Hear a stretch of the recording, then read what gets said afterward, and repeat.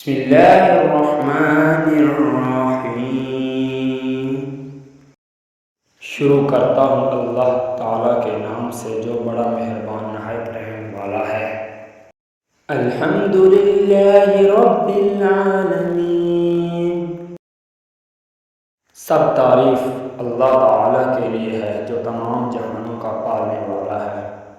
الرحمن الرحیم، بڑا مہربان نہایت رحم کرنے والا ہے۔ مالک یوم الدین، بدلے کے دن یعنی قیامت کا مالک ہے۔ ایاک نعبد و ایاک نستعین، ہم صرف تیری عبادت کرتے ہیں اور تجھ ہی سے مدد چاہتے ہیں۔ اہدنا الصراط المستقیم، ہمیں سیدھی اور سچی راہ دکھا۔ صراط الذین انعمت علیہم، ان لوگوں کی راہ جن پر تو نے انعام کیا۔